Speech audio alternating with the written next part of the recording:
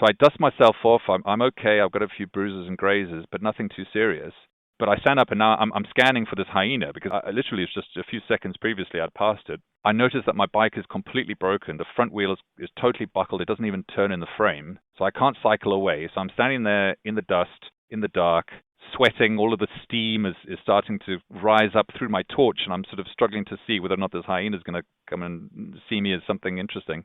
Luckily, my guide realized I wasn't behind him, and he turned around and came back. And as soon as he came back, I said, please, I need you to look out for lions and hyenas. And he sort of didn't take any notice of me. And as I was picking up the rest of my bits and trying to put them back on the bike, he was watching me. And I said, no, please, I'm really worried we're going to get attacked by lions. And he said, don't worry, I am Maasai. If the lions attack, they will eat me first. And that was amazing. I sort of did a double take and went, what does that mean? And, the Maasai men all carry this stick, which is part of their tradition. And, all Maasai boys used to have to kill a lion to become a man. So this tradition of living with lions and being completely comfortable with them, this was his way of saying, don't worry, I've got this. Welcome to Seek Travel Ride, where we share the stories and experiences of people taking amazing adventures by bike. Whether it's crossing state borders, mountain ranges, countries or continents, we want to share that spirit of adventuring on two wheels with our listeners.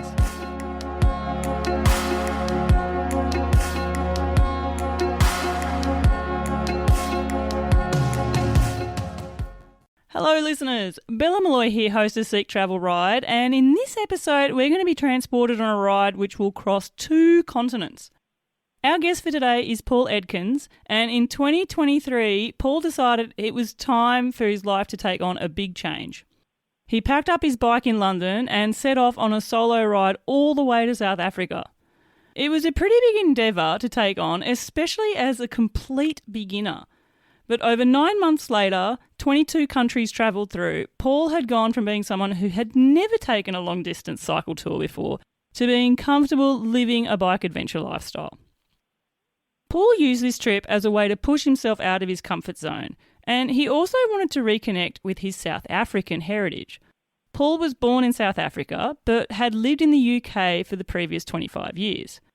He'd always wrestled with that internal question of, where are you from? And decided it was time to perhaps figure out the answer to it. Why not do it riding a bike then? Along the way, Paul also decided that he would raise funds for the Black Mambas, the world's first all-female anti-poaching unit, and he made their animal reserve in South Africa the final stop on his route. One of the unexpected things from this adventure wasn't so much the places which Paul had visited, but it was the encounters made with strangers all along the way. Fast friendships are often forged on the road, and time spent in foreign countries, riding with a new best mate, are the ones which Paul really felt connected to, and the ones which have impacted him the most. He was part of a wider bike travel community, and those connections became a huge part of what made this adventure so special. I'm looking forward to hearing Paul's stories today, learning about the challenges he faced, the magic moments, the memorable encounters that can only come from taking on such a long-distance route. Paul Edkins, a big warm welcome to the show. Thanks, Bella. Thanks for having me.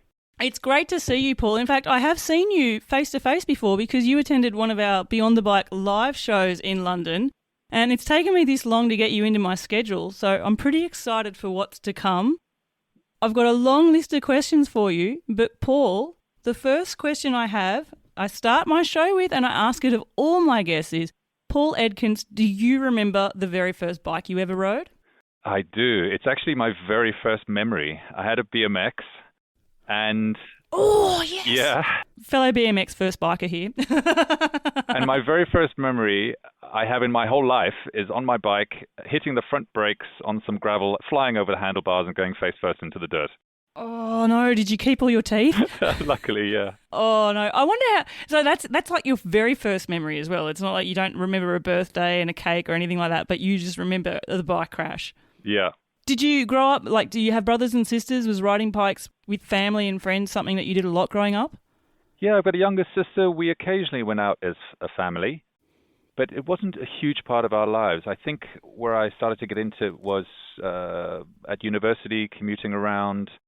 and I did a little bit in London as well. I tried to join cycling clubs, but I never really stuck to it. So I mostly just used cycling as a fun activity to commute and occasionally doing some mountain biking in the Alps if I was there. And the mountain biking in the Alps, it's funny, Paul, I've really reflected since moving to Europe that the mountain biking trails we have in Australia and the grading of, green, blue, black is very, very different to the mountain biking that's over here in Europe as soon as you've got mountains with really steep terrain. And I think my green level stuff, I don't think it even exists in the Alp as a beginner level. So are you someone who takes on the really gnarly downhill trails as well? I'd like to say I am. Yeah, I've tried it a few times. The first time I did was in Scotland. They've got some amazing trails up there. But yeah, in Italy, I've been to a couple of trails around Lake Garda and closer to the Genoa sort of area, Finale Ligure. Beautiful trails, and I love that thrill side of it. I wouldn't really call myself a road cyclist or even an adventure cyclist. I'm not sure if that's even right, but I love the mountain biking side, and the slight thrill of nearly hitting a tree every now and again is what I go for. See, that's positive psychology, the thrill of nearly hitting a tree, whereas I need to become a positive psychology person here. I need to turn my fear more into excitement. I feel like I'm always on the edge of control, and I've often finished mountain bike rides feeling like I've survived something as opposed to just had a real fun time out in the forest. So Sounds great. Not quite there for me. Paul, I mentioned in my intro, you were living in the UK for 25 years, but you originally were from South Africa. Had you returned to Africa much at all, like to visit family and friends before this journey? In the first few years, so late 90s, early 2000s, yes, maybe 3 or 4 times. But in the previous 15 years, I hadn't. No, so it'd been a long time since I'd been back, even to see friends or family.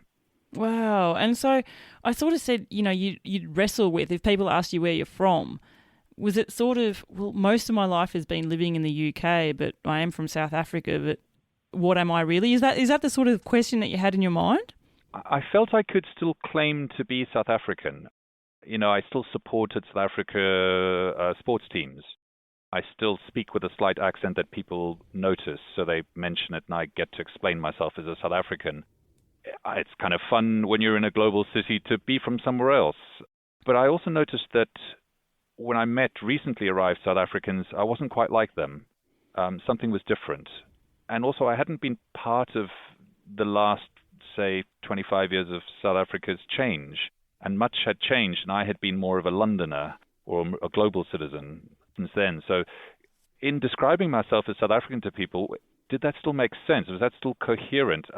Do I still adopt the mannerisms, the ethics, the patterns of the typical South African, if there is such a thing? So I set out to see if that still felt coherent for me as a person. Is that one of my labels I still feel comfortable calling myself? And deciding to do that in this way, it's a pretty big trip. It's not the only reason you took this journey, but I am inquisitive and curious as to why you decided to take a journey like this. I mentioned it's not like long-distance bike travel is something that you dabbled in before. We were joking about how you enjoy going downhill on a mountain bike trail, but it wasn't even the thrill of riding through mountain passes. I think I read, you took the river routes through Europe. I think you quipped because you were lazy. Yeah. Probably not. Maybe you're just efficient, right?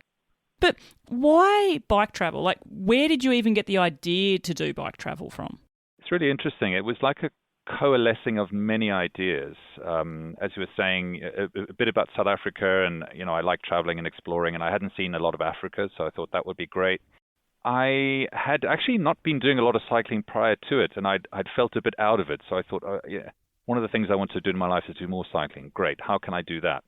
I read Mark Beaumont's book, his first one, where he went around the world in 200 and something days by himself. And that was really inspirational, but for a weird reason. I mean, his book is full of descriptions of him getting lost, waking up late, making mistakes. And I thought, well, here's this guy who I admire so much, but he's kind of normal.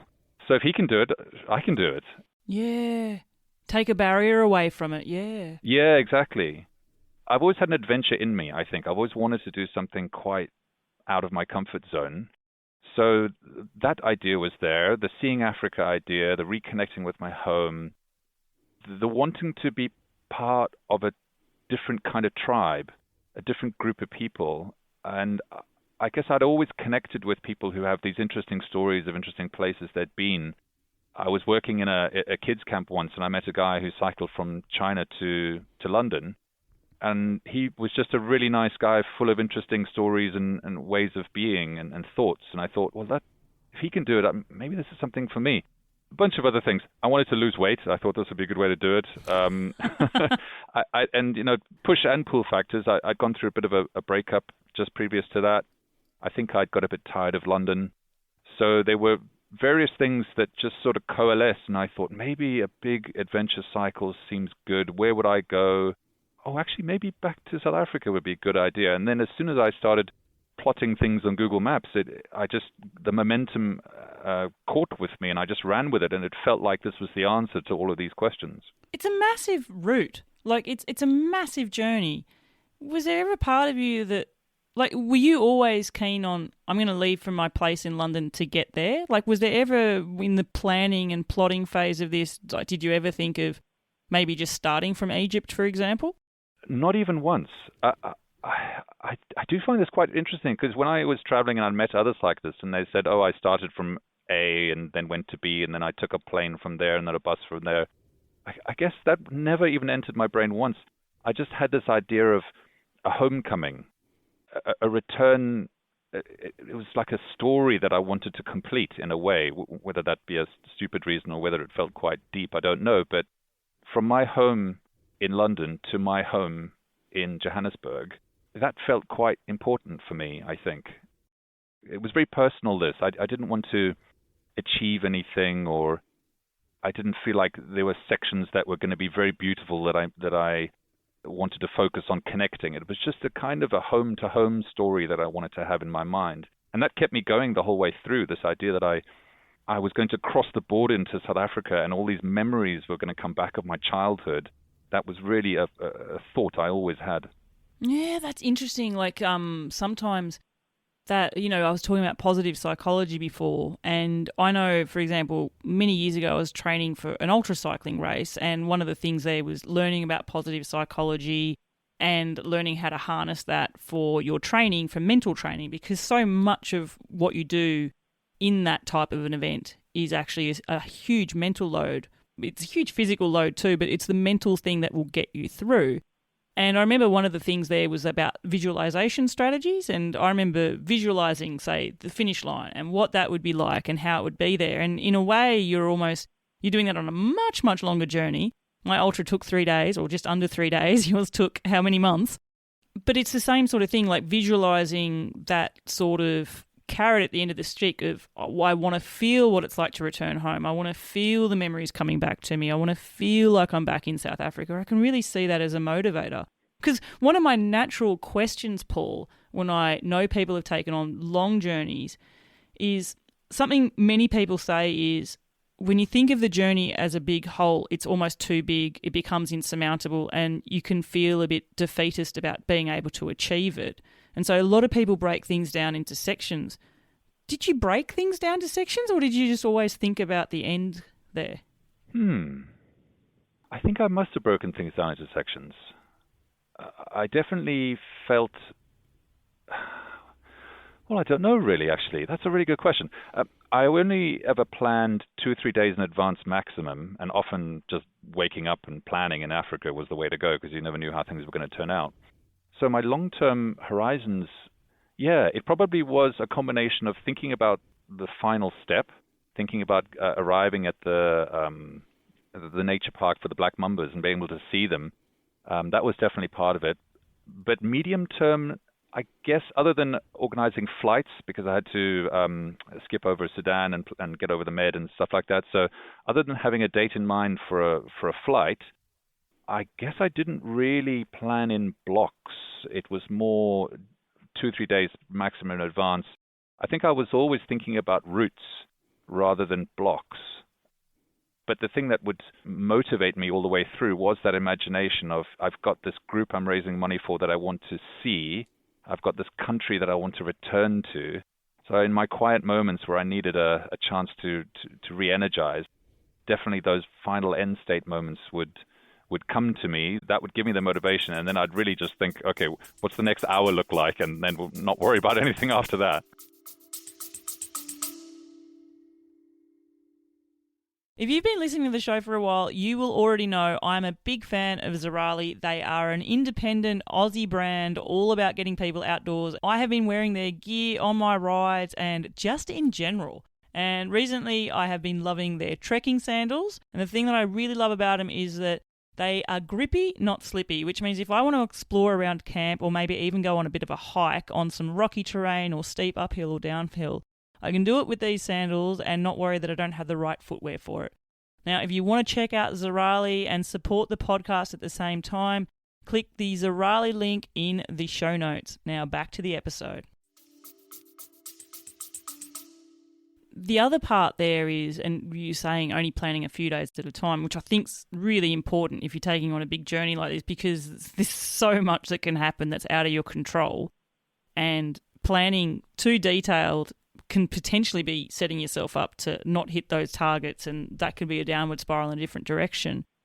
With the idea then that you're a few days at a time, I imagine there would have been days where it was just, let's just get through this hour, or let's just get to the end of the day. Completely. Yeah, absolutely. And I think one of the things I learned was, because there wasn't a huge amount of pressure day to day to get somewhere by a certain time, I relaxed a little bit with, if I really felt bad that day, if I was ill or if I just felt exhausted, I would take a little bit more care of myself. And I guess that was something I had to learn, and just say, oh, it looks like today's not a big day. And then on days when I was feeling good, I would say, oh, you know what, I was thinking about getting to town X today, but I'm actually feeling a lot better. Let's push it. Let's see how far we can go. So I would try to respond to my energy levels as to see how I felt that day. And that released the pressure for me to need to think that I was doing a certain amount of kilometers a day. Is that something you grew into as the ride went on? Because I guess I nearly want to wind this back and ask you what it was like in the first week, because I can understand the motivations to take the journey. I can understand, what's getting you to that end goal and what we've talked about with visualization strategies and stuff. But as a complete beginner, there's nothing like throwing yourself into the deep end, hauling a bike with heavy panniers, with everything that you're going to rely on for the next, almost a year on the road, to really find your physical struggle points. What was it like in the first few days, that first week? So that's such a good question, because I was clueless, and I didn't know how I was going to respond to this daily slog, or that's too serious a word, but this sort of having to get up and do the same thing every day for 10 days in a row. What would that be like?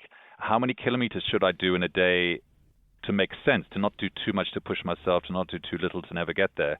So I had no idea. I did a bit of research, and I picked the number 70. And I said, if I can do 70 Ks a day, every day for the first 10 days, I'll be happy, and then I'll sort of see what's going on.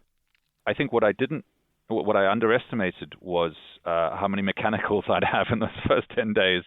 Like, the seat wasn't right, the tuning of the bike wasn't right, various bits, when you figure out something's too heavy on one side, all those little adjustments that you learn about only by doing, that caught me off guard. So I did a lot of side of the road attention to tune myself to the bike in those first few days.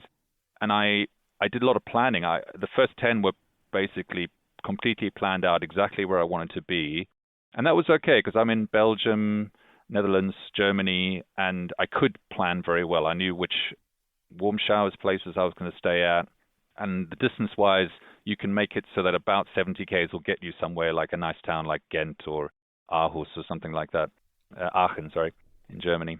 And then once I was comfortable on the bike, once I got to look not just for those days, but maybe a few days in advance, start being a bit more flexible to maybe a cool castle I wanted to go via or something like that. Then I relaxed a bit, and I realized, you know what, tomorrow I really want to see these 2 or 3 things, so let me just only do a 50K day so I have enough time. And then, it looks like this part of Germany is a bit boring, there's not much to see, it's just going to be riding along the Danube or something. Let me push it a bit, let me do 110 and see where that gets me. But yeah, I enjoyed the structure of the first 10. I needed that, I think. And then I ramped up my mileage as I got more used to what I could push myself on. Yeah, and then I guess as the journey goes on, adjusted it to conditions, because I'm guessing You can't go a distance like that without experiencing extremes, like extremes in weather, extremes in, crowded cities, unknown environments, cultures, all of those sort of things. It really hit me that would be coming at you thick and fast. There's almost a want for me to always accelerate people who've taken a journey here to go to the countries that I personally don't know much about, thinking that's going to be where the big shocks happen. But I'm sure that even through Europe, you had some struggle moments. I can't remember which country it was in, Paul. When I was on your Instagram yesterday, stalking your feed, learning more about your story, I read somewhere where you had 2 chains break in the same day.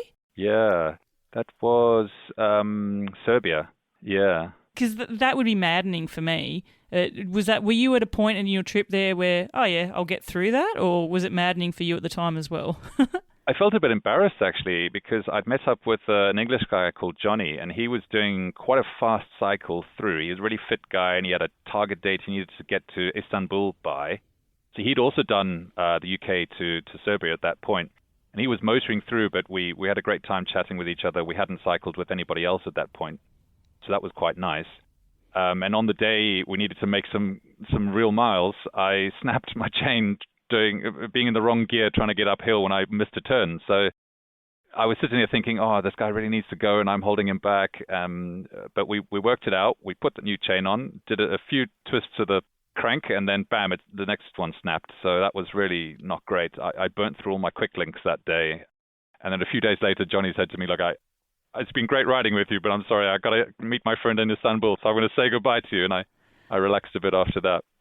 Because I was just thinking, I only just recently taught myself how to change a chain not too long ago. And I remember, for me, like the quick links, how amazing are they? But I remember having to learn about how to apply the pressure in a way to make sure the click nick slaps into place. Like, do you even know what went wrong that the second chain broke? Like, was it just a faulty chain? I actually don't know why. But I wasn't ever too worried that I couldn't fix something, because I was really worried about that before I left. And so I decided, okay, in order to make sure that if I get stuck somewhere in the middle of Africa and don't know what I'm doing and there's no bike shop anywhere, I'm going to need to be able to fix this thing. I took a hybrid bike that I had and completely stripped it down and watched a ton of YouTube videos to teach myself how to build a bike back up, and then actually did it. That's awesome. Annoyingly, I had this amazing plan that I was going to save a lot of money by taking this hybrid across Africa. Yeah, that you were going to ride that bike. Exactly. So I bought all these extra pieces, all these components, stripped the bike down, cleaned it, found out what every little bit did, put it all back together again, only to find that the bottom bracket was had a bit of play in it, which I figured over 12,000 kilometers would be a problem. And I went to the bike store and they said, no, it's fused. The metal is fused inside, so we literally can't take it out. So I just said, all right, well. Oh my gosh. I didn't know that could actually happen. Yeah. Or was that a purposeful design or, gosh. No, it's just a very old bike and been out in the rain and stuff. So.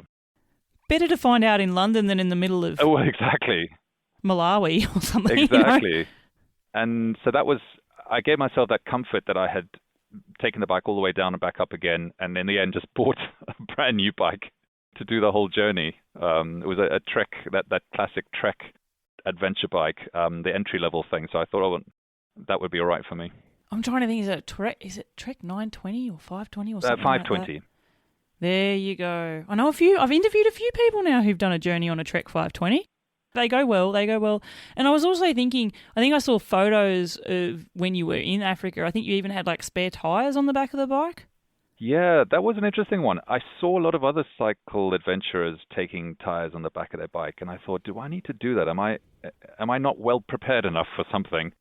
But I didn't do it for a long time. And then when I was in, I think it was probably Kenya the first time, where I decided to do a lot more off-road stuff and see a bit more remote areas.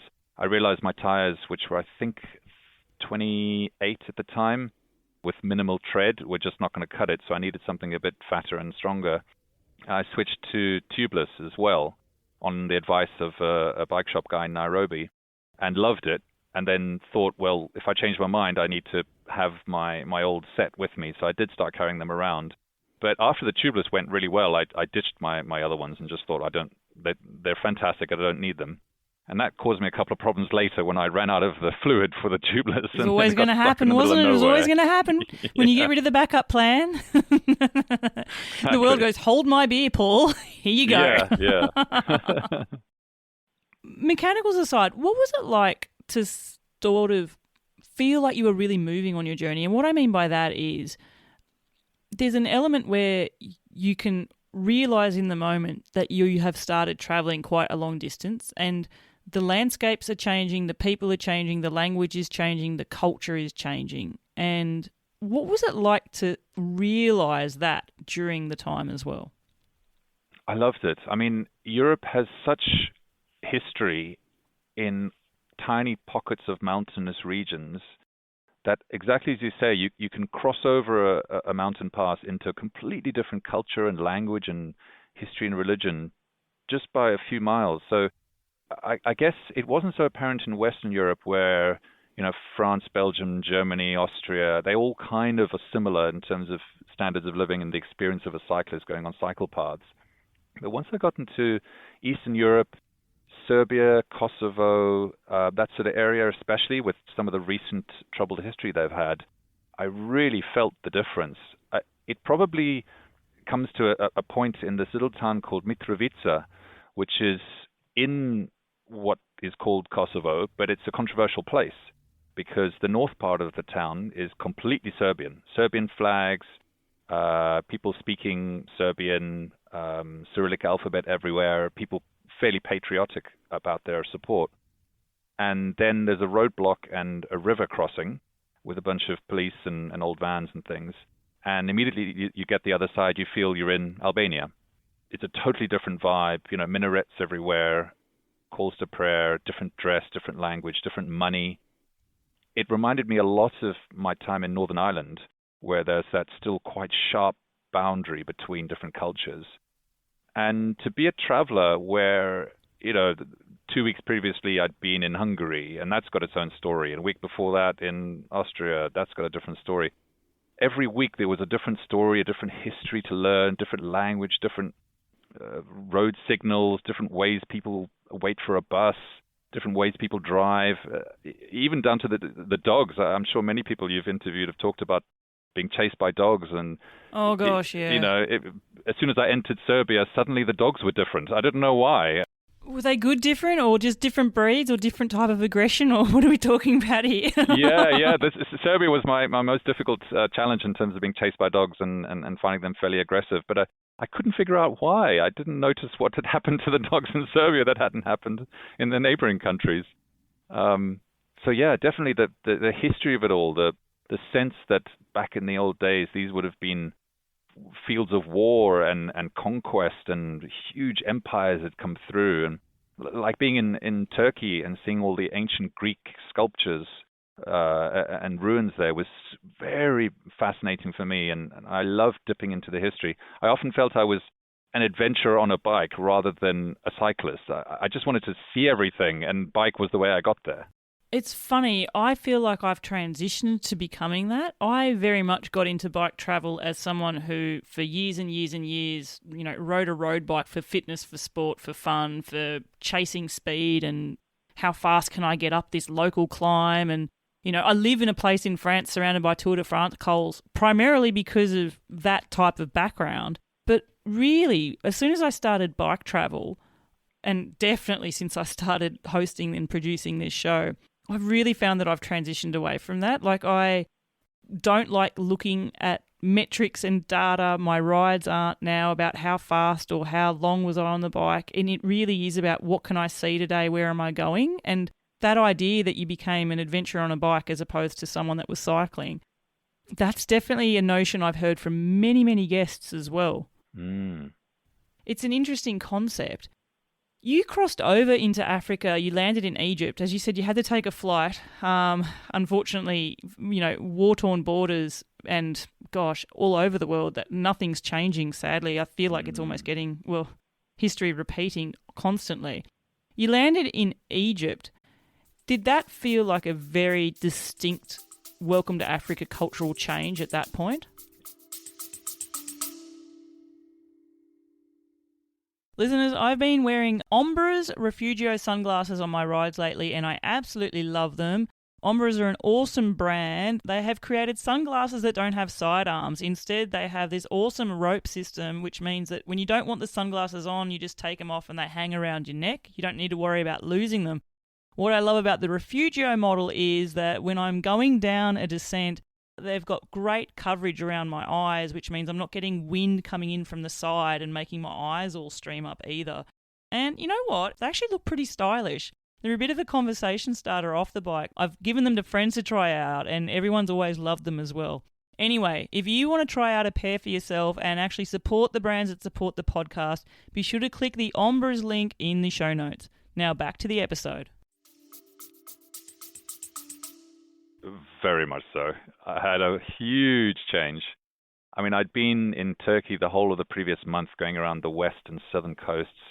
Just idyllic places, not that many people, beautiful ocean views every day, camping wild every day. It was very relaxed and fairly solo, apart from the little villages and towns. And yeah, as you say, Syria was in the middle of the war. October 7th had just happened. The whole of the Middle East was, there were lots of questions. It was very tough. So I decided to fly over and land in Cairo. And I got my timings of that day all wrong. And so what I had to do was get from the airport, starting at around 5 p.m. To get into the center of Cairo. It was about 20 Ks. And I took a horrendous route because I didn't plan it. And I went through a place that once I told all the Cairo people, the warm showers folk, that I'd gone through there, they said, never do that again. So it was very intense. I was dodging donkeys and big holes in the ground and cars coming completely the opposite way in the roads without any lights at night.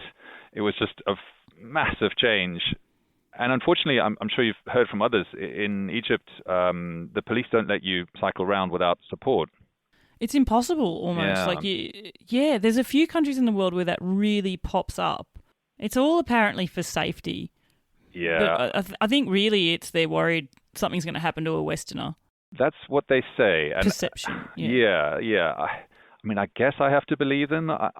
In the end, I got very frustrated by it because I'd lived for 4 months on my own, doing my own thing in my own time, and suddenly there were policemen following me to the bathroom and taking me from my room in the hotel, making sure I didn't escape. And to be honest, I played some games with them. I really did try to escape. I was taking the opposite direction on one-way streets so that I could try and run away, and they always would end up finding me and telling me off. And that intensity of never being alone, having been completely alone, Africa hit me like a ton of bricks. And then after that was Ethiopia, so that was also fairly intense. And I think I only really relaxed afterwards when I got to the open spaces of northern Kenya again. But that had all its own interests as well.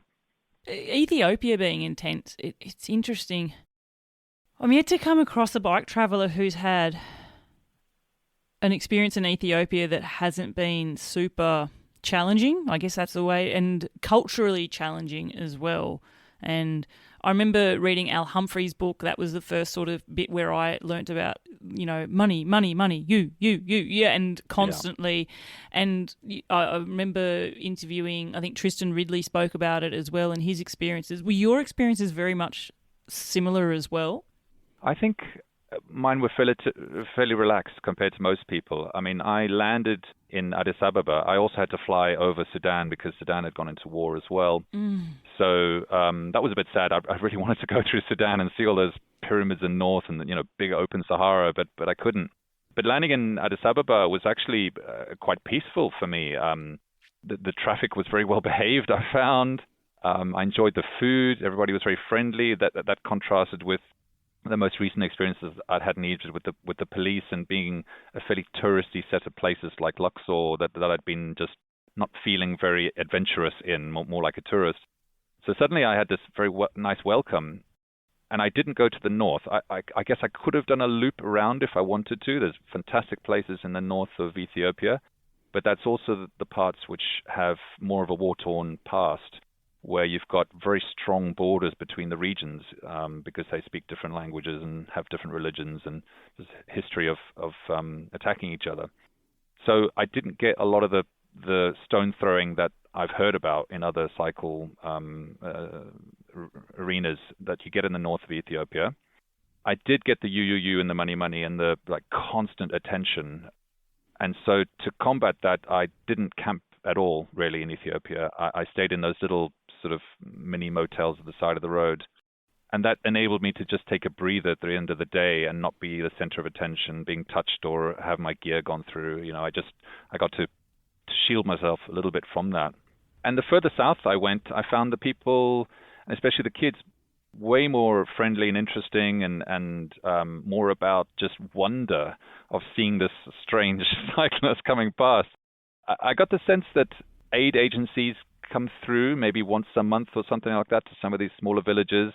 And so I wasn't a complete stranger, but yeah, to be in their villages and close to them and being able to talk, and I guess with not a very strong history of English in the country, what else are they going to say? Once they've learned a word, they're just going to repeat it. So we got used to that. I joined a friend, another cyclist at that time, and we got to share some of the burden of the attention.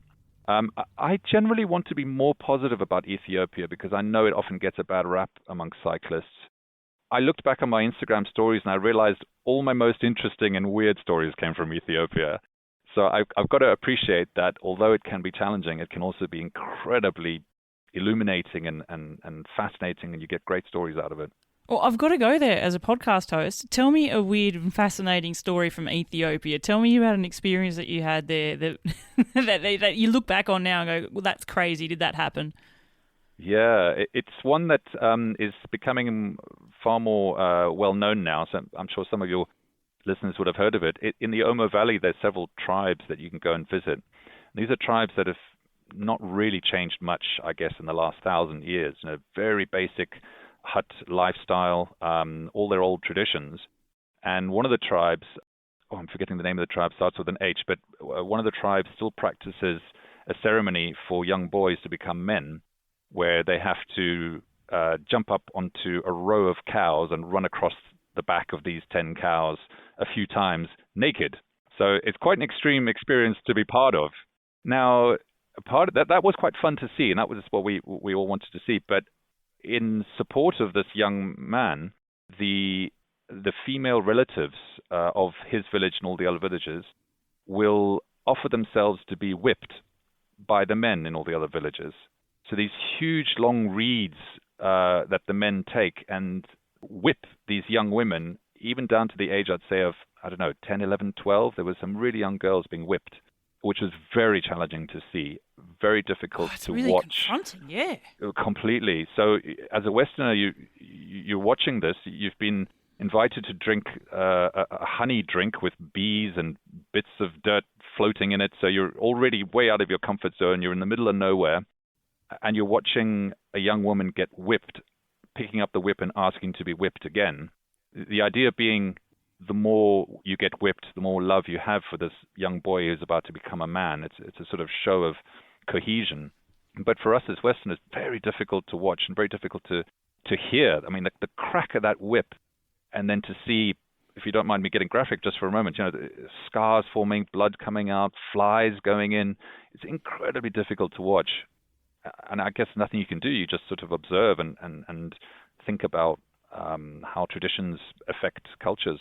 Yeah. That is really out there. Like, really, really out there. And I feel like you had some, you couldn't have not had, like you said, they're not experiences that you can sign up in on a, I'm just trying to think of a generic travel, bus tour or something like that. Not those type of raw experiences. Like I didn't know this existed. I'm pretty sure you probably didn't know this existed before you got there either, right? No. Exactly. It was challenging. That was the most confronting. But then you also get to go to lots of other tribes. So you've got one of the tribes where they have the large discs in their lips, and that is demonstrating readiness for marriage. So the larger the disc you can put in your mouth as a woman, the more attractive you're seen as a potential bride. So that's another thing which is sort of interesting to see, not so much hurtful, but kind of fascinating story to tell. another tribe where they paint their bodies in lots of interesting colors, and that all has a story. I definitely felt like I was going back in time. I felt like each valley had its own story, and our global culture mixes, and we all sort of become this version of beige that we pick from different cultures, especially living in London. We're all roughly Londoners with our own culture of London. But in these little valleys, every little pocket had its own quite distinct culture and language, and that's what the world used to be like. That was very, very interesting for me to have to think about. Yeah, and also things that you're observing. I wouldn't say, well, I don't know. I haven't been to Africa, so I can't comment on that, and I certainly haven't ridden a bike through it. But are you observing these sort of changes? Does it almost feel like every day is different? Or, I often think when we look at a map of the world and we see the countries and the borders, sometimes there's something really distinct that has determined where the frontier is. And you can see, and so it's pretty obvious, like, it's a river or a mountain range or something stark on the landscape has changed, and so the country has changed, and then the culture of that has changed around that as defensive, that border has taken place over centuries. But when you're talking about seeing change and observing changes in just even different valleys, does that mean like you're on a constant learning, you're learning like a new thing every day? Like you're almost signed up to I don't know what the word I'm trying to look for. It's almost like you're at school and you're giving a knowledge of the world and knowledge of culture like daily. Was it happening all the time, or were there days where it was the same for ages? There were some of those days, like Egypt, just long days in the desert with just a big straight road and some sand. Northern Kenya, long days, flat roads, bush, very much the same. But I'd say not necessarily things changing a lot of the time, but you become highly attuned, I felt anyway, to those differences. So I remember arriving in South Africa and thinking, okay, what were the themes of at least the African part of the journey?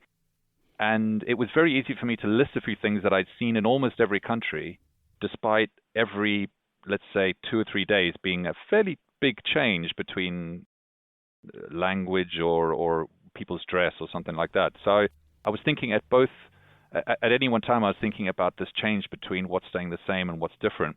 The things that would stay the same were things like the food. The types of combination, like rice, beans, and kale, was a thing I had for a very long time, again and again, and I couldn't wait to change. That's funny. I have to bring this up because I know you attended our live shows where we had previous guest Rob McLennan on, and he also went through Africa. He was on the west coast of Africa, and I remember during his episode, one of the things that he loved the most was the fact that rice and beans is like the best thing in the world, and he will happily eat a bowl of plain rice or a bowl of beans. Well, you're very much at the other end of the spectrum by the sounds of it. I mean, I guess at the end of the day, when you're just hungry and you want something, you'll take whatever's there, and invariably it's rice and beans. Or beans, yeah. I always loved the question when I'd arrive at a little side of the street restaurant, and I'd say, can I have some food? And they'd say, what would you like? And I, after asking that like 100 times, I'd be like, yeah. I pretty much know what you've got, and I'm going to have that, and there's nothing else on the menu, so let's just do that. But no, I noticed food was quite similar, at least on the east of Africa, the bit that I did. So what's that? Ethiopia, Tanzania, Kenya, Malawi, Zimbabwe, Mozambique. That sort of post-British route. Baobab trees. Loads of them. That was a theme that stayed constant throughout that journey. They look absolutely mega. There's an awesome bike traveller, Cameron on bike. I don't know if you follow him at all. He's probably the best humans in the world. He's done huge journeys all over the world and went through Africa just recently and has stayed in, I'm trying to get the country, was he in Madagascar? I'm not sure. But he's pretty much stayed and fundraised and helped get funds for hospitals and stuff. He's an amazing photographer. He's got images of baobab trees just everywhere. And I'm just like, I want to experience this. They are the support for the community. They provide food, water, shelter, historical, sort of semi-religious functions. And they are amazing trees. So, yeah, I really like that theme as I was coming through. And then the other one that's sort of standing out to me is the handshake, where it's a very respectful handshake. So you put your right hand out to shake, but your left hand comes across your body and holds the inside of your right elbow, and that sort of shows, I'm doing that now, listeners. Oh yeah. Yeah, it's like my interpretation of it was that I don't have anything to hide. I don't have a weapon. I'm holding my other arm so you can see it's just my extended arm that I'm offering to you.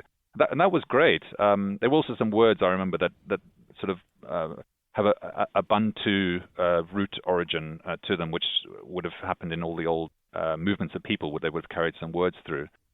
But so other than those themes, what I really enjoyed the changes in dress, the changes in music, in energy and intensity, in also the land. You were saying things like rivers and mountains are very obviously borders, and I definitely felt that. As soon as you cross a big river, things do change, and political boundaries made a huge difference as well. The use of money, the way people commune in groups, everything changed, and I really liked that. It was nice to learn every time you cross the border or go into a new area. Something else that occurred to me, Paul, is like this was a solo journey. You left from London solo, but you had moments on your journey where you were with others and you made great friendships on the road. We were talking about Ethiopia there. One of your great friendships made was with another bike traveller in Ethiopia, wasn't it? Yes, Vivien, my French friend. How long did you stay with Vivien for? About a month. We met in Ethiopia. I had just come back from that Omo Valley that I talked about earlier, so I had some quite interesting experiences. He was chasing me down from north to south. He'd started in France, and he'd done all sorts of interesting things like going over the Alps and into Saudi Arabia.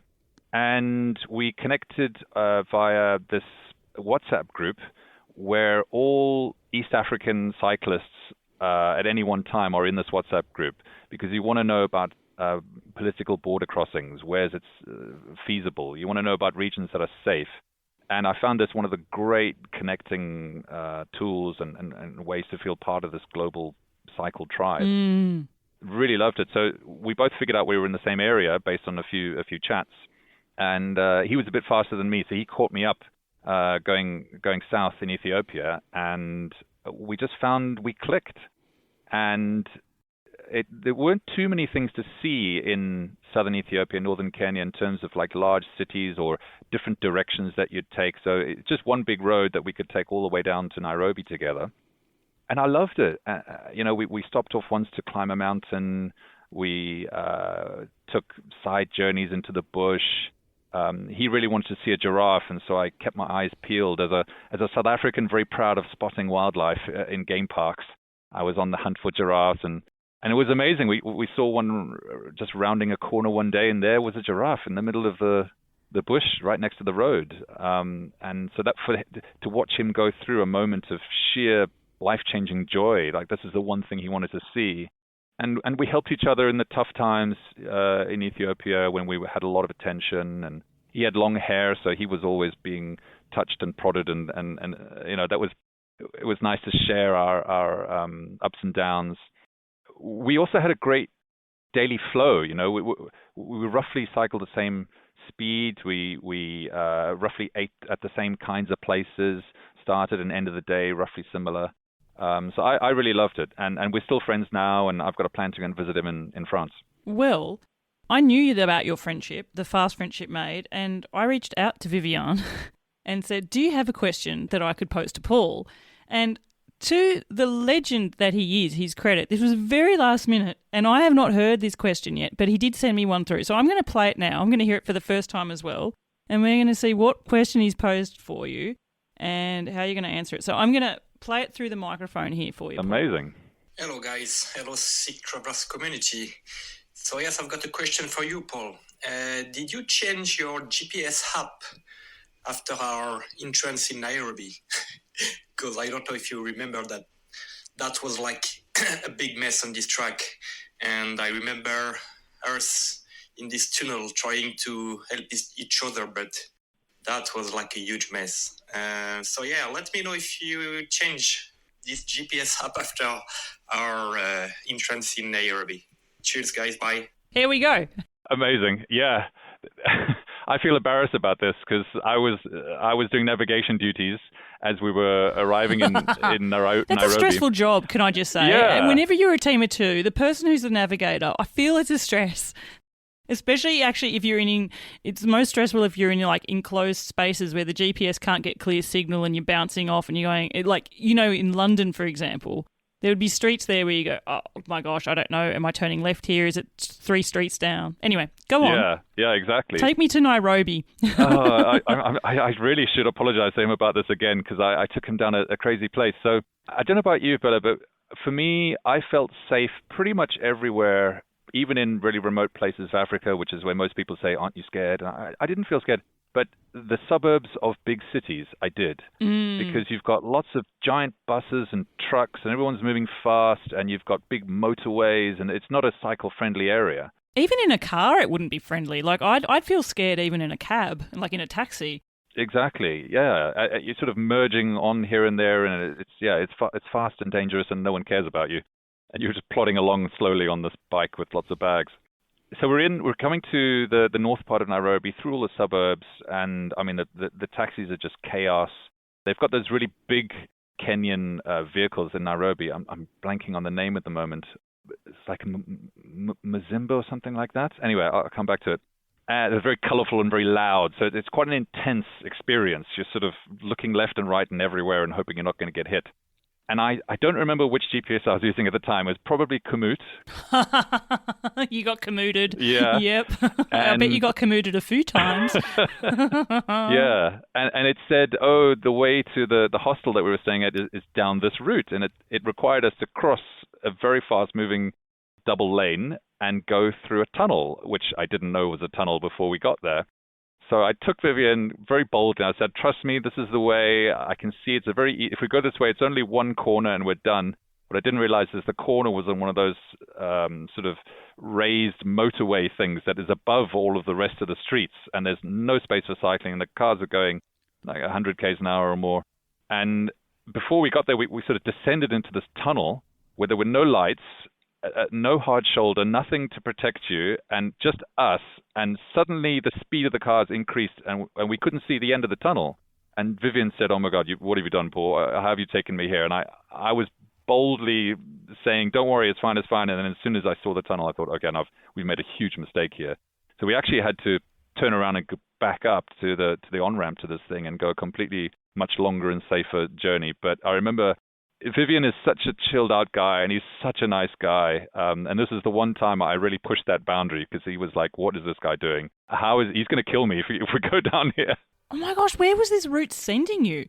Exactly. I guess not all roads are tagged as what they are, and maybe things change and the various GPSs don't catch up. But yeah, I didn't check what we were actually going to be on. I didn't do sometimes where you're not sure, you might do a satellite, or I didn't do any of that stuff. Yeah, but there's also times where you feel like you don't necessarily, do you need to be checking every single few hundred meters of a route? Like, who has time to do that also? Exactly. I think we just got used to figuring it out as you go. You just trust yourself. But this I think, what my lesson I learned that day was, in suburbs where it's dangerous, choose the longer, quieter route because you'll thank yourself. Yeah, and it's something I've learned, not that I've been in hectic cities like that, but whenever I've had to cycle through a city, even when you're on the outskirts, and the outskirts of a city are all the same, in the West, in Western Europe and, in Australia, where it's the industrial areas that you've got to go through and it's not the nice parts of town anyway. But it always, always, always takes so much longer to get through a city than you've ever thought it would. Everything, intersections, you've got so much more hectic stuff going on that you've got to be aware of. It's just an extra level of stress. And then just to ramp it up, just get on a raised motorway or go into a really dark, unlit tunnel.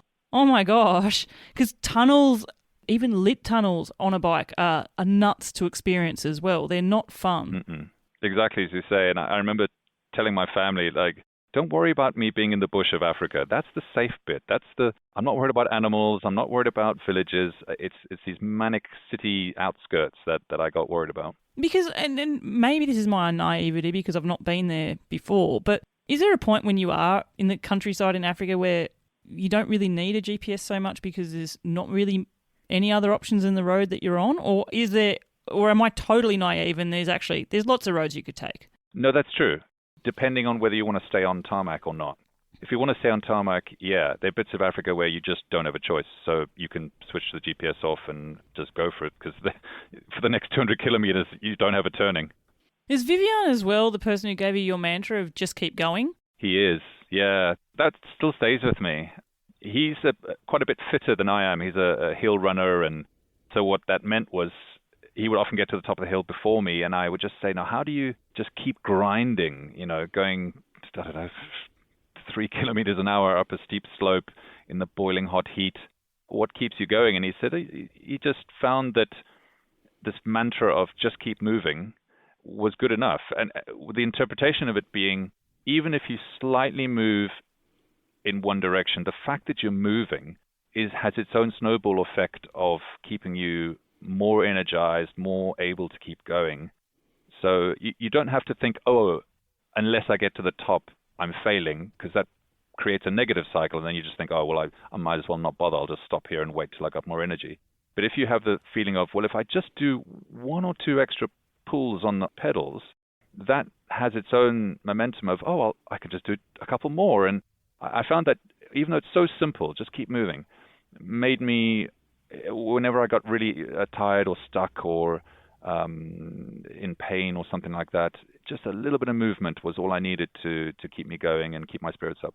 It reminds me when I very first got into cycling, and this is Bella the road cyclist, I always remember an older gentleman in our cycling club, and he had told me that what he just focuses on is the next indicator post on the road. In Australia, our roads have all got little indicator posts. I'm not sure that is everywhere in every country where people are tuning in, but in Australia it certainly is. And he says, I'd never look too far ahead. It's just get to that next indicator post. Just get to that next white line, that next strip. And I, at times, often think of that.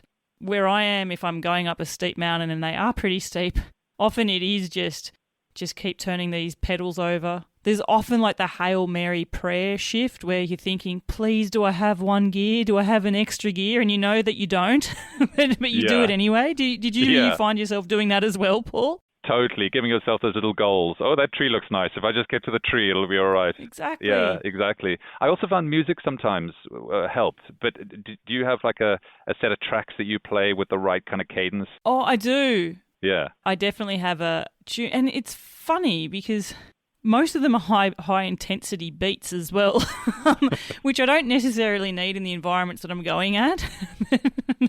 Like sometimes I probably need like some sort of piano concerto to just calm the farm and chill me out. What about you? What are your go-to tunes? Do you have a playlist? Not so much playlist, but I just do anything from 90s era rock music. And it's not so much the cadence I get or the rhythm, it's just the happiness. And I just want to hear the end of the song, and that makes me keep going. I love so much of the 90s music. And I know I will ask you your song soon, but do you have like a favourite band from there that you would especially seek out? Ooh, let's see. Something from like the Foo Fighters or I was going to say the Day. Foos. Yeah. Just simple songs. Bit of Dave Grohl. Who doesn't love Dave Grohl screaming in their ear? Absolutely. He's such a positive guy. I mean, just his aura. He is. He is. Could you imagine him being the bike companion on your journey? Yeah. I mean, you could just pretend Vivian's long hair in the distance. It could be Grohl there. Exactly. Oh, I love it. Paul, one of the big motivations for your ride as well, and it became your endpoint, was the Black Mambas, who sound freaking awesome, I've got to say. Yeah. I want to know how you came across them, and I want you to tell the listeners all about them and what they do. Absolutely. So, take you back to sort of why I did this ride at all. One of the factors that was part of it was I felt like in my life I wasn't really living according to my values. I was just sort of going through the motions of the London corporate consulting life. Could I change my life in some way? Could I dedicate some money, some energy, some time to something that I care more about? And the two things I care the most about are protecting animals and empowering women. And I thought, for this ride, is there something I can do that's connected to South Africa where those two things are both manifested? And so it was as simple as just Googling South Africa, animal protection, empowering women. And then this charity came up called the Black Mambas. And I found out about them. They were so inspiring for me. So this is an anti-poaching unit in South Africa. They were the first in the world to employ only women. And they work in an area of South Africa which has a lot of nature parks, but has also local communities which are fairly impoverished and don't have a high standard of education. So these are women who typically don't have jobs, typically have more subservient roles in the community. It's tough for girls to get educated in these sorts of areas.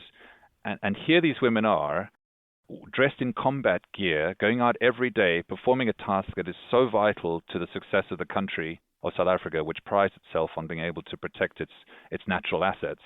And I arrived in this place to see these women who have a real dignity about their role. They really believe in the mission that they have. When they go back to their villages, the kids in the village call them soldiers. They're in combat gear, but that soldier means something else. It's not just what they look like, it's what they stand for. They are rocks of the community. They're seen as standing for something better, for an ambition to show that girls can have a job, can be a provider, can be a support network. And I was totally inspired by that. And they've managed to demonstrate that they've saved animals in their area from those sort of metal traps that poachers leave. The pure fact that they do patrols every day tells the poachers, this is not really a place you want to come hunt for ivory.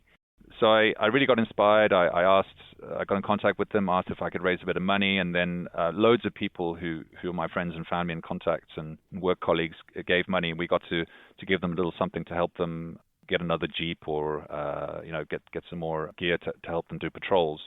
So yeah, really loved them. They let me go on a patrol with them. So at night I got to jump on the Jeep. We were seeing elephants and making sure there weren't any holes in the external fence. And the next day we went on what do they call it, like a ground scan or something like that, a forest scan where you walk around on foot in these areas with the big five animals, so predators and rhinos and elephants. But we're on foot walking around looking for those metal traps. And we found a couple on the route that I went on. So it really felt like, it's a hard work. It's out in the heat.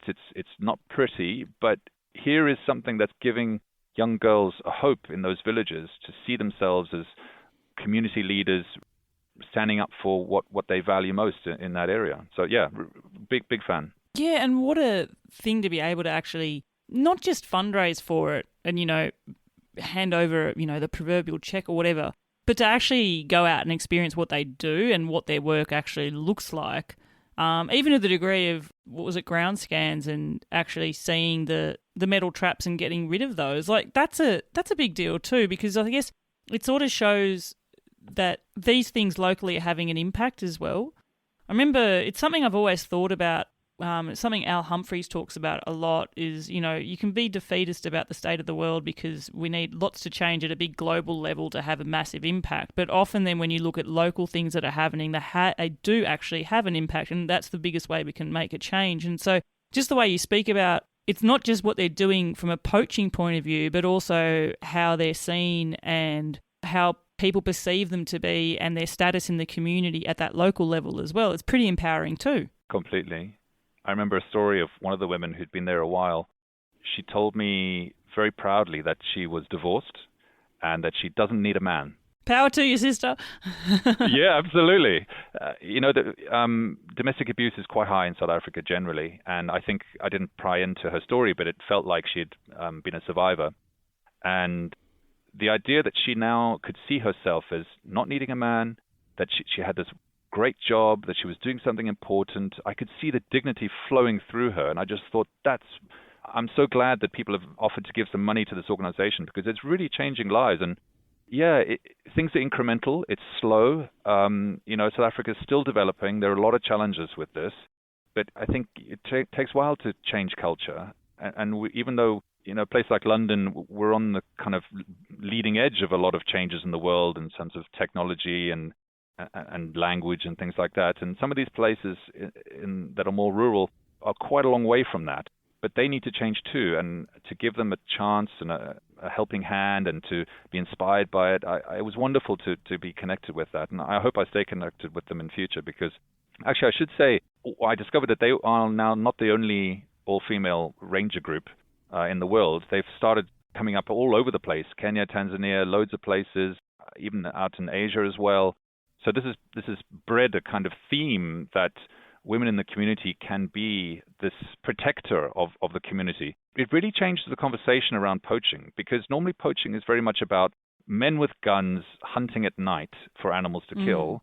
How do you combat that? Well, you probably need to go out at night with guns and be quite aggressive against it. But these poachers often come from local communities, unfortunately. These are guys looking for some money to feed their families. So it's a really difficult subject. Well, maybe one way you change that is that you spread a more caring, protective, nurturing kind of theme through the villages, spread typically by women, to show actually animals are things we need to protect. So I've seen it change the conversation around conservation to be not so much gun versus gun, but more like this is about nurturing and protecting. We need to see these animals as assets, and these ladies are really doing that. So yeah, as you say, more power to them. Yeah, and it's amazing. It's awesome. It's kick-ass to think that those groups are starting to pop up in more and more places too.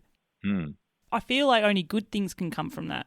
And as you say, change is slow, culture change is even slower. But yeah, how awesome. And to feel like your journey had an extra sense of, or a layer of purpose to it as well. It wasn't just you returning to Africa, but you also had this thing that you felt personally aligned to that you could push towards as well. That's brilliant.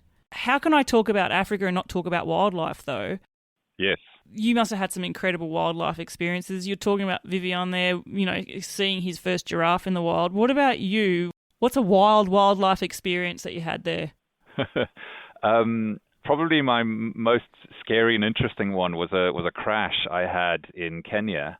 The one thing about the wildlife in most parts of Africa is that the nature parks don't have fences around them, which I didn't know until I got there. So all the animals can roam anywhere. Concerning if you're wild camping, right? Yes.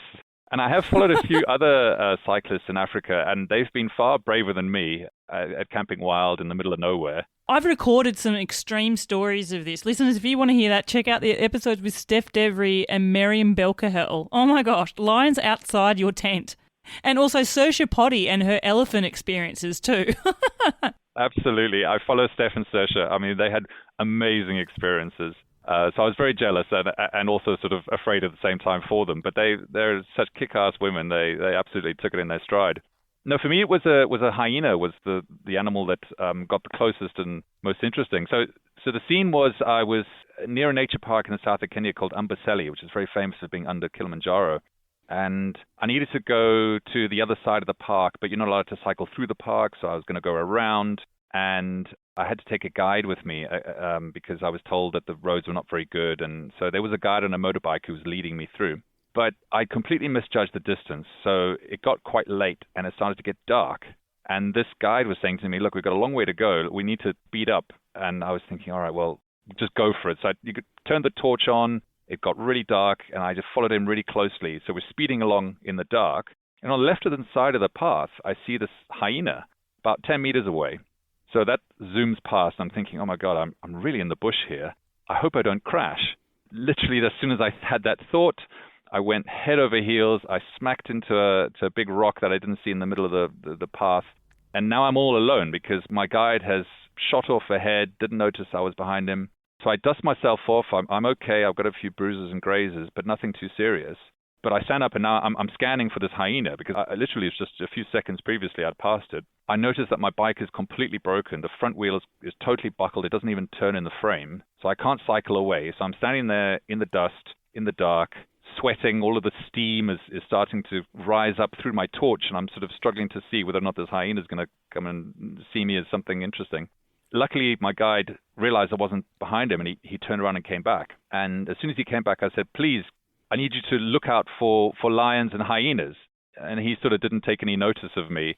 And as I was picking up the rest of my bits and trying to put them back on the bike, he was watching me. And I said, no, please, I'm really worried we're going to get attacked by lions. And he said, don't worry, I am Maasai. If the lions attack, they will eat me first. And that was amazing. I sort of did a double take and went, what does that mean? And, the Maasai men all carry this stick, which is part of their tradition. Yeah. And, all Maasai boys used to have to kill a lion to become a man. So this tradition of living with lions and being completely comfortable with them, this was his way of saying, don't worry, I've got this. You've got security. Security's here. You're fine, buddy. Exactly. You're all good. And then The end of it was luckily, no animals came. We sort of fumbled about in the dark for a bit, and then one of his mates was just coincidentally coming the other way about 10 minutes later. So we put my broken bike on the back of his motorbike, and I carried all my panniers and stuff and went on the back of my guide's motorbike. And then we did another 40 minutes in the dark. So I was really a long way from where I needed to be. I'd completely buggered up the timing that day. But were you still using Komoot? Yeah, I was.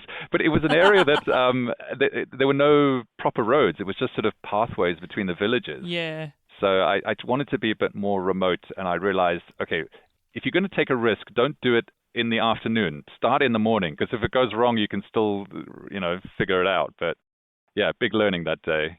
Yeah. Paul, what was it like then when you got to actually live the moment that you had been sort of visualising at the start of your journey, even before you turned the first pedal stroke in London? What was it like actually crossing over into South Africa and coming back to South Africa, and the nostalgia of being there, but also the observation that you had of being there as well? Really mixed emotions. I'd never been to that part of the country, that northern part of South Africa. So I came in via Zimbabwe. So that was still kind of new. I was in Zimbabwe. I'd never been there, strangely, before. So coming to that border, everything was still fresh and new. But I had this feeling of, okay, what's this going to be like? I weirdly had some fear, because South Africa is known as a dangerous country. I grew up in Johannesburg, but I was a kid. I was there till I was 17, so I was a little bit sheltered, being a white guy, being a kid.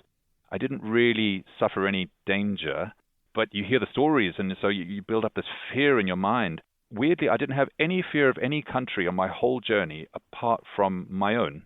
So that fear was there. It instantly got evaporated when I saw the smiles on the faces of the South African faces that I recognized. And, even the customs agents were joking and laughing and having a good time. The police guys called me over and had a long chat with me. They wanted to hear my whole story.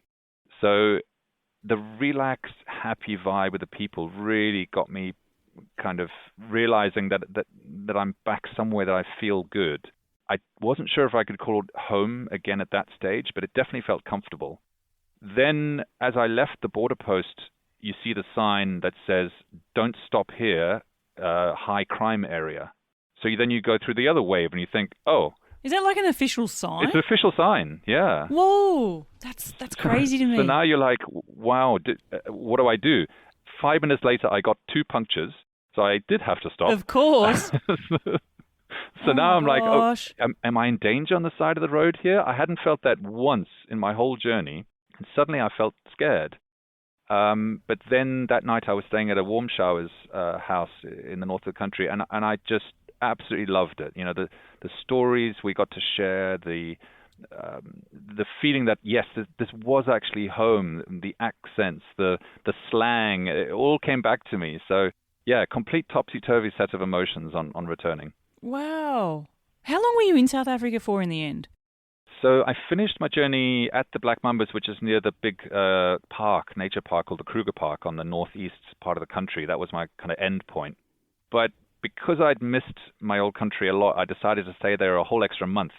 And I went back to Johannesburg and saw my old house and went to all my old friends, and then flew down to Cape Town and did the whole of the garden route and that sort of area as well. So I did loads of sightseeing of all the places that I'd seen in my childhood and I hadn't seen for 30 years. And that was fantastic. It was so nostalgic and beautiful. So I put on all the weight that I'd lost going all the way down. I put straight back on again with, burgers and biltong and all that lovely meat. I was going to say, surely you had some biltong. Totally, yeah. No, I had way too much. Paul, what an incredible journey you would have had. And I know that this is a little bit in the rearview mirror. It wasn't that long ago, but does it feel like a different life? Does it feel like a different time? You can't take a journey that lasts that long and be the same person. What was it like to come back to London and have the thing you thought about completed? Yeah, it was weird. It definitely was weird. It was a slow transition back, I have to say. So it could have been more of a shock. I went from the bush of the northeast part of South Africa back to Johannesburg. It's a big city. It's kind of normal. And slowly but surely, I rented a car. I went back to touristy sites. So I eased myself back in, having been camping for like 6 months in a row. So that was okay, but arriving back to work was weird. The first 2 months, I'd say, I didn't feel normal. I'd sit at my laptop looking at some code thinking, what am I doing here? This is weird. Is this what I really want? And I think I instantly thought, okay, the next journey needs to be planned immediately. But I got scared again. I thought, well, did I just do that? Did I just like go across the world? And I love telling my story. I really enjoyed telling people in their face when they would go, oh my God, through Africa, weren't you scared? What was that like? And I love telling my story. But then I think I caught some of that fear from other people and started thinking, did I really do that? Would I really do that again? And I've realized I've sort of fallen backwards a little bit into a pocket of what probably our friends and families would have felt like when we first said to them, oh, we're going to go across the world on a bike. A lot of people have this fear and this worry and this uncertainty, and I think I've slightly picked up a little bit of it again. I don't want it, but I guess it's just what happens to you. So I need another travel again to get me inspired. Yeah, it's interesting, isn't it? It's sort of like it's happened in reverse, because in the moment and I'm not saying you didn't feel fear at times, but you obviously got through your journey, and I'm sure there were some tense moments as well. But yeah, having told the story, you have felt the fear pushed in and it's sort of absorbed in a little bit. And I constantly have to remind myself, when you hear a story on the news of somewhere that's there's been a bomb, or somewhere there's been a high rate of crime or something like that, it is so difficult to get out of that mind frame. I think the news completely warps what it's actually like on the ground. And so, I'm traveling in, I don't know, somewhere like Ethiopia, and I get a text from my mum saying, I've just seen a news report saying that tourists are being kidnapped. Please be safe, which is great. I love that my mum was worried about me. But at the same time, I'm thinking, I'm in the middle of this beautiful nature area. I'm nowhere near. I wish they knew. Yeah. Yeah. How do I communicate that story has picked out one tiny thing that's happened in a village, 1,000 kilometers away? It's got nothing to do with me. I'm having a great time and I feel very safe. I have to now tell myself that sometimes. If I read a news story that's about a place that I don't really know, I need to tell myself that's not really how it is on the ground. And most people everywhere are really friendly and welcoming and will try to protect you. I think we have this sense as cyclists, when you're alone, solo across the world, am I going to be okay? Will I be able to survive? And I think the fact that we don't factor in is that there are loads of humans around you and they don't want to see you suffer, so they'll help you.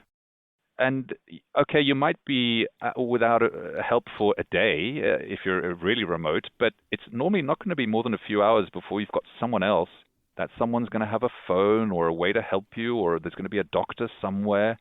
In Ethiopia, I got food poisoning, and this really kind man just took the whole of his afternoon off to transport me to the hospital. They gave me a drip and everything, and it was all fine. And what did I need to do? I didn't need to carry anything extra on my bag. The community provided.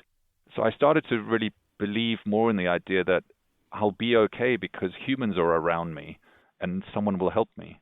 They're the bits of your story you need to reflect on more and then get rid of that fear. Yeah. Yeah, and remind yourself that you went through moments where it was sketchy, but you got through, and that strangers helped you get through. And also other elements, Paul. I think one of the things I love so much, and it was one of your motivations to reach out to me as well, was that feeling of being part of a community of bike travellers, but the friendships that you made along the way as well. I mean, Vivian's still your friend, even though you led him into a dodgy, dark tunnel above a motorway. But they're the sort of things that have happened that you couldn't foresee happening before you set off in London, but have happened as an occurrence of it. And they're the good souvenirs, the good mementos to remember this journey from as well. I really feel like I am an adventure cyclist. I can call myself that. I feel part of this community that has a different view of life. We like slow travel. We like struggling towards a goal slowly. We like being in the top of mountains. We like rough and ready campsites. We're okay with danger. We will go a long way to help a stranger because they've helped us. The idea of staying in all these warm showers places and hearing the stories of all the other cyclists, it's so inspiring and so, I don't know, I feel held by all these people around the world. And I was in London, and one of my German hosts took his family to London, and we met up, and it was so nostalgic, and we talked about the roots, and I got to tell him about the rest of my journey after Germany, and he had a couple of kids, so the kids were fascinated. And I think when you meet another adventure cyclist or this sort of community of travelers, you feel you can cut a lot of the small talk out and just go straight to the really deep, meaningful stuff quite quickly. And the joy that someone has when they tell their story to you, you just sort of live it through their experience. And I really feel honored and to be part of that community. The WhatsApp that we had in Africa, where everyone's sharing ideas and routes and recommendations, does that exist in other places? I don't know. It was amazing. It does. There's like a cycling east, a cycling west, a cycling Europe, cycling West Africa. I'm sure there's one for Australia. There has to be some for South America and America. I have a lot of listeners that always get in touch with me and say, how do you speak of these WhatsApp groups? How do I find them? And you need an invite from someone who's already in them, I think. Yeah. I don't think you can find them otherwise. I've been able to connect some people up because the other thing is there's so many people in there, which is awesome, right? Because, you know, this really is the 0.1% of the population, but it feels like there's so many more of us. But you sort of can't straggle around in that group when you're not there because they're limited in their size. So when you're not in there, you need to get out so someone else who needs a spot can get in there too. But yeah, how brilliant are they? They're so brilliant. This is something from our time. This is where tech is helping us to stay connected and helping in such a weird, wacky travel way to help people out in the remote part of something, to know about what's the border like here, what do I need to do for a visa here, is this road safe, where can I find a bike store, is anyone travelling that's coming this way that can get a spare part for me? You know, they're the sort of things that are happening in these groups, aren't they? Completely. And I think you need to navigate the groups with a little bit of an ability to wall yourself off a little bit from other people's stories as well, because you need your own story. So I found myself at the start of my journey heavily leaning on this group. I had no idea about Africa. I didn't know how to navigate myself. What were the different customs? Is biking okay when you've got these giant trucks going past you? Maybe I should do more rural routes. So I loved it then. But then, you need to craft your own story. If someone says, here's a great route, maybe just take that with a pinch of salt. Do your own thing. Do your own research. Figure out your own ideas. Make mistakes, because they're probably going to be the better stories anyway. And you're right. Getting off the group at the end is good, not just because they have limited space, but also that was a time and a place. And I felt very part of it at the time, and I cherished my connections there. But once I left, I was like, hey, guys, if you want to connect with me, here are my details. But this is a chapter I'm closing now, and I can't wait to open the next one. But I need to, as well as gain knowledge and share knowledge on these social media, to also close off a little bit and just be in the present where you are, because it's very easy to follow other people's journeys and get back there. But I think being present where you are is key too. Yeah, or just be a host of a bike travel show and just live vicariously through everyone's. Welcome to Bella's world. I'm so While jealous. we talk about social media and closing it off, if people do want to see some more visual images and read the stories behind this, we should give a shout out to your Instagram there. I stalked your stories and your posts for quite a while before I interviewed you, but if people want to seek you out there, what's your handle? It's Holiday Spirit 99. Holiday Spirit 99. There we go, listeners, and I'll put a link to it in the show notes as well. And I really like the stalker aspect of this job in the nicest possible stalker way, because it does transport me to a place, a time, and when you read someone's posts and see the images, Paul, you also see what they were feeling at the time as well, and what you speak about and the way you describe things in the moment are different to how you might describe them 2 years down the track or on the other side of a microphone in a podcast interview. So I definitely encourage you to seek it out, listeners. Paul, we've got to wrap the show up. I hate that because it stops my journey on your journey. But I do that with asking the same three questions. The first one's music related. I know we talked about the Foo Fighters, we talked about Dave Grohl and 90s rock, but if you were to pick a song to be the soundtrack to your adventure here, London all the way down to South Africa, what song are you going to pick? I could pick something from the 90s rock, but maybe that theme that came out with Vivienne, that Just Keep Moving. Is there a song called Don't Stop Moving or something like that? I'd pick something along those lines. I feel like there is a song called Don't Stop Moving. I even can think of it, Just Keep On Moving. Yeah. Oh, gosh. There'll be a few. I'm just going to pick Something a like that. random one for you. Okay. All right. There we go. We'll figure out which artist it is, and that'll be your song, Paul. I love that we've taken Cool. that wild, wacky way to it. Okay, next question. You got a choice one day, Paul. You're travelling, you can turn left, and you're going to be on the most corrugated washboard, bumpy road in your life. There is no smooth bit. You can't find a smooth patch on the side or down the middle, and you're going to be on it for the whole day.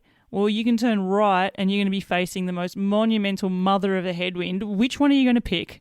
Oh my God, this is genuinely a conundrum. Because you would have had both. No doubt. Yeah. I haven't gone through Namibia, and I would love to, but I've heard some stories about the corrugations and the wind there. Oh man. I bought a saddle which had suspension in it, particularly because I felt I had a soft bum, a tender undercarriage. So I maybe I'd take the headwind. I think I would believe that at some point the wind would slow down, but those corrugations are painful. Yeah, well, I always think you could just defy the rules if you took the headwind and just turn around. Or pitch the tent and wait for the next day, right? Yeah. But yeah, no, I'm with you. I've said it on a few episodes recently. I'm picking the headwind in this one because anyone who has properly cycled a properly corrugated road is always going to pick a headwind over a corrugation because it's just brutal. The whole of your body is just... It's painful. Mind you, I do say that. Really bad headwind and crosswind days where you have to brace to stay upright. They're also pretty brutal on your body too. But yeah. Neither of them are great options. No, that's a genuine conundrum. Wow. I feel one day someone needs to take this to like a corporate training environment and when everyone has to do the icebreaker session at the start. I feel like that's how we need to elevate this there somehow. What's the ratio? Personality test what it means when you pick which side. Exactly. Yeah. Well, what's the ratio of the responses you've had roughly, would you say? Well, I had to change it because it used to be, would you rather go up a never-ending climb or face a never-ending headwind? And everyone chooses the climb for the right reasons. You're getting viewed. There's a reward there, right? Agree. A sense of personal achievement. Whereas a headwind makes you feel like you're missing out on something. I think a lot of people started choosing the corrugations, but as I've interviewed people who've properly experienced them, it's starting to change. So there you go. Interesting. Okay. Final question for you, Paul. I'm looking forward to your answer on this one. I want you to finish this sentence for me, and it is, the best thing about taking a bike adventure is?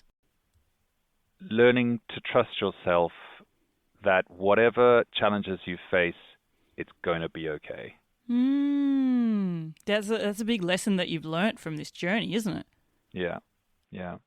Things will work out. We're adaptable. You'll learn. And if you make a mistake, as long as it's not serious danger, it's okay to make mistakes. We fear mistakes, but they're not that bad. They make us more resilient. So yeah, I think just calming our minds and thinking, you know what, I'm probably making a mistake, but that's okay. I kind of want to get through that to get to the other side because there's going to be some great stuff and some great stories. I love it. And the story, you've told some great stories here. And what an absolute trip. Paul Edkins, what an absolute pleasure just to share time with you, having met you in person, to now finally get you on the show and actually hear more of those wild stories. And to hear that, like you said, that the biggest lesson you can take from a journey like this is to learn to trust yourself and that the world is okay. There was something you said at the start. We were talking about finding your rhythm and setting off, and you said something which struck me, which was you learnt to just listen to how you were feeling and let that dictate how you would go.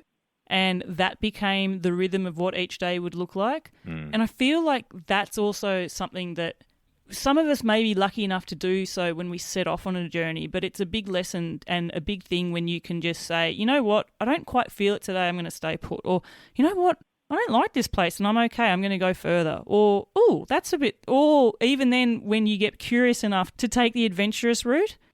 The other lesson, take the adventurous route early in the morning so that you're not out there in the middle of the dark with a Maasai running into a rock and a broken bike, hoping not to be eaten by lions. All this to say, you've had an incredible adventure. It's definitely a life-forming one. You've made some lifelong friendships with it as well. And I'm looking forward to see what other adventures you may decide to take on. the distinction that you made that you're not a cyclist, you're someone who takes an adventure and you travel on a bike. I love that too. Thank you so much for sharing your story here on the show for Seek Travel Ride. Thanks so much, Bella. It's been a real privilege talking to you. I think you're doing a great thing here, so thank you for connecting us. And I look forward to our next chat. There we go, listeners. What did you think about Paul's adventure there? I really love that he went all guns blazing, that he took himself from London all the way to South Africa and didn't have a previous bike travel journey to sort of take any experience from before he left his front door either. I really also love little things that he did that would set him up for success. The idea that he was concerned about mechanicals, so he had got himself a hybrid bike, took it apart piece by piece and learnt how it all operated and put it together so that if something happened on the road, he'd know how to fix it. I thought that was really, really good. And as I mentioned in my close, just the idea that he learnt to give himself that flexibility on the road, that he didn't need to hem himself in with too rigid of a plan, and to listen to himself and to make decisions each day based on how he was feeling. I think they're lessons a lot of us could take. The idea that people want to help you, that they want to see you succeed, that you will find a way. It's a constant theme on this podcast and one which Paul talks about strongly. And finally, just that feeling of community, of making friendships, those fast friendships which are forged with other bike travellers on the road. It's something else that I think has impacted Paul pretty strongly. And lastly, the fact that he's an adventurer, not a cyclist. It's something that many of my guests would count themselves as. And that's not to say one's better than the other, but it is a distinction which I see more people, especially those taking long distance journeys, put to themselves as their identity as well. All to say, it was awesome to speak with Paul, and I hope you enjoyed his story. And if you have enjoyed Paul's story and you've been enjoying listening to Seek Travel Ride and you'd like to contribute to the podcast, you can do so by buying me some virtual coffees. Head to buymeacoffee.com/Seek Travel Ride. Buy me some virtual coffees, but more importantly, tell me what is it that you absolutely love about the podcast and where are you planning to take your next bike adventure? And until the next episode, I'm Bella Malloy. Thanks for listening.